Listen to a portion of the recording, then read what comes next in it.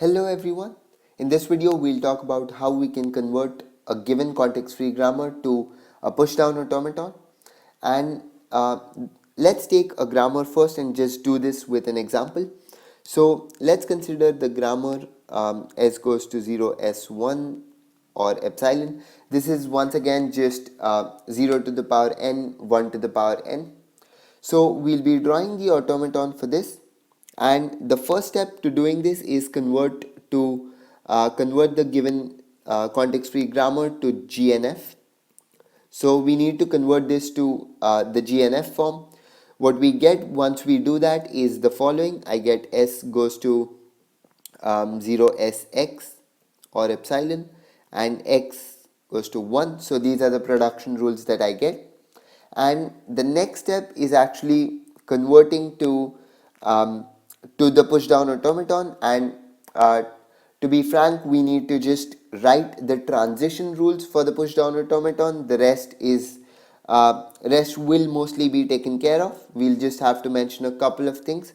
So the first thing that we mention is that the stack start symbol z is just going to be s.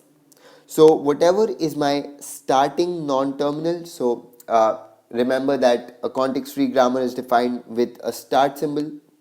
So that start symbol is going to be my stack start symbol, and then what I need to do is I need to write my transition rules. And before that, actually what I need to do is I need to specify my stack alphabet, and that's just going to be the non-terminals here. So I have s is one non-terminal and x is another non-terminal. So this is going to be my stack alphabet, and other than that we'll just go with the transition rules. I need an initial state, so let's just say that my initial state is q.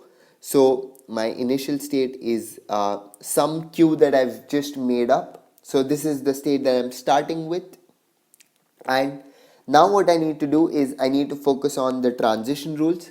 And the way we write those transition rules is the following.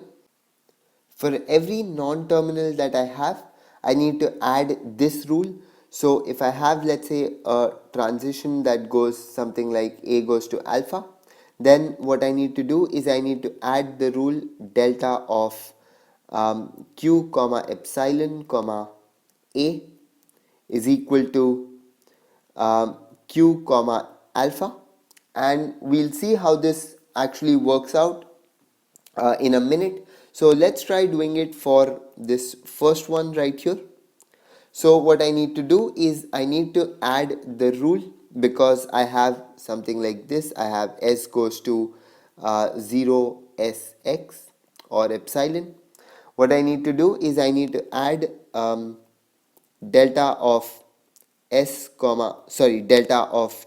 comma epsilon comma s is equal to, and now this is going to be equal to two things. The first one is q comma 0 sx, and the second is so I'm writing an or here. The second is q comma epsilon. So either of these is fine. And similarly, I also need to add the same rule for x as well. So for x, what I do is I have the rule x goes to 1. So what I say is delta of q comma epsilon comma x is equal to q comma 1. So this is the second rule that I added. So for every non-terminal a, I was required to perform to add this transition rule. And then what I need to do is for every terminal that I have, I need to add the following rule. I need to say for every terminal a, I need to say that delta of q comma a is equal to q comma epsilon. So that's the second thing that I need to do, and let's see how this works out. So I have two non-terminals here. I have the first non-terminal I have is 0, the second one I have is 1. So I need to add two rules. The first one is delta of q comma 0 is equal to q comma epsilon, and the second rule that I need to add is q delta of q comma 1 is equal to q comma epsilon. So that's the two rules that I've added, and now what I'm going to do is we've actually converted this language right here to a push down automaton. So what I'm going to do is I'm going to take this entire thing, this part right here, all the rules that we have written, and I'm going to try and draw the push down automaton for this.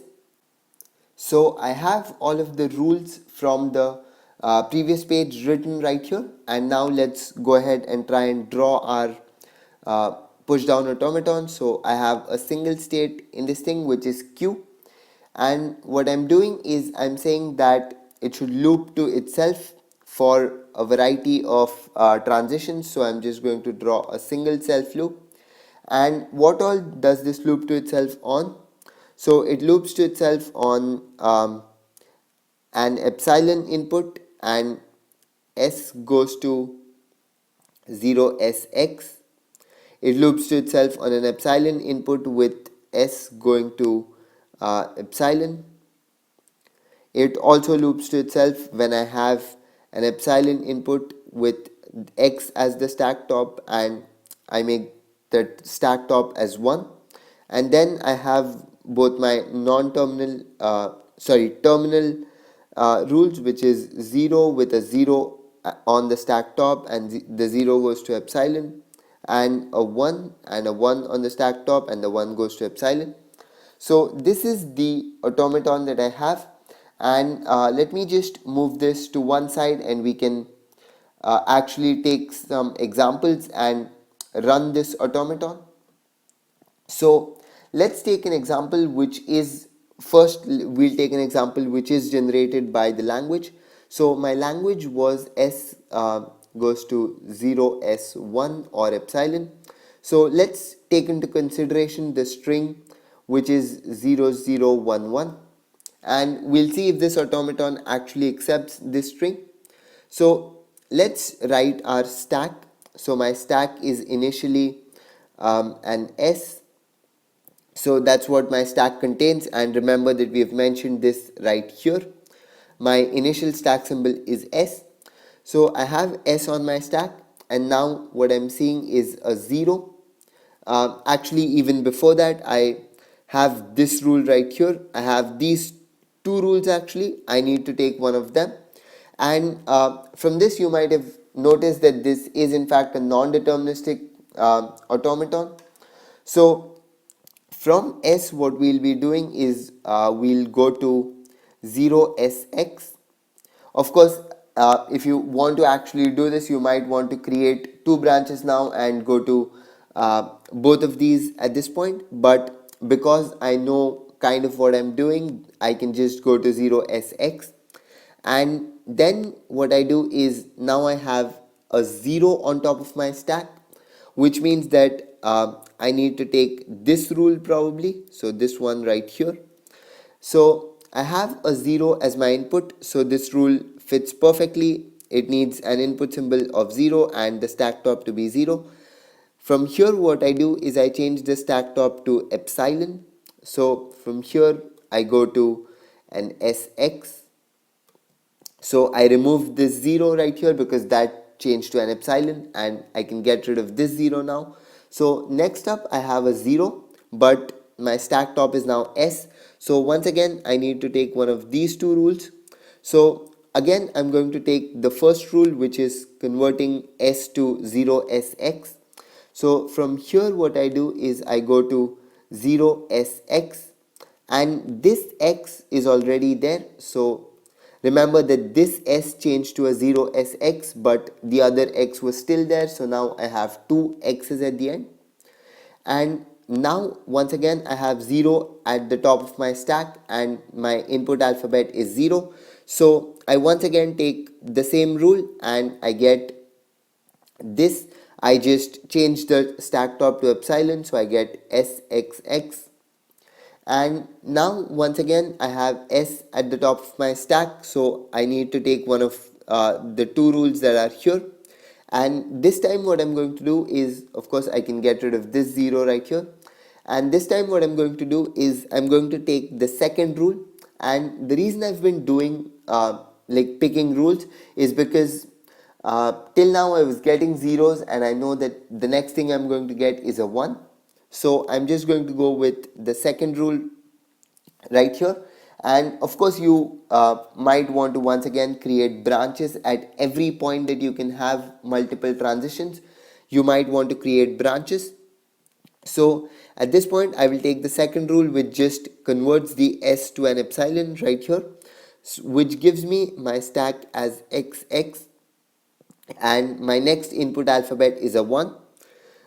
So here I need to take this rule right here now. So what I do is I change my X to a 1. So this now changes to, so this is my stack top now. So that X changes to a 1. So I get 1X now. And then I have a 1 at the top of my stack, and my next input alphabet is also a 1, which means that I'll be taking this rule right here, changing the 1 to an epsilon. So from here I would go to just an X. So I turned this 1 into an epsilon. So now once again I need to take this rule right here and change my X to a 1. So my X now changes to a 1.